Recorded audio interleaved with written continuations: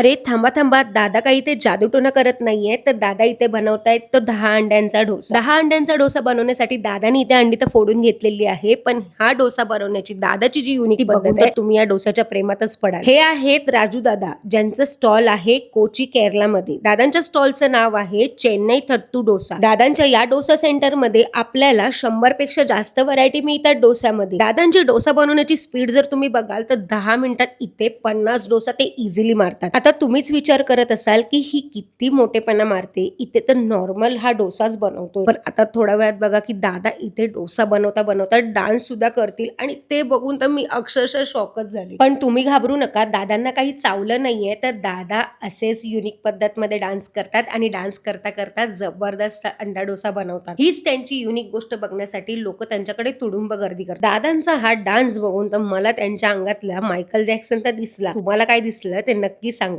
दादांच्या या डोसा पॉइंट वरती तुम्हाला 50 पेक्षा जास्त व्हेज आणि 50 पेक्षा जास्त नॉन व्हेज व्हरायटी मिळणार आहे डोस्यामध्ये. यांच्याकडचा डोसा तुम्ही एक खाल ना तर तुमचं पोट एकदम तुडुंब भरणार आहे. एवढा जबरदस्त डोसा बघून तुमच्या तोंडाला पाणी सुटलं असेल आणि दादांचा लाईव्ह नागिन डान्स जर तुम्हाला बघायचा असेल तर तुम्हाला भेट द्यावी लागेल कोचीच्या चेन्नई थत्तू डोसाला.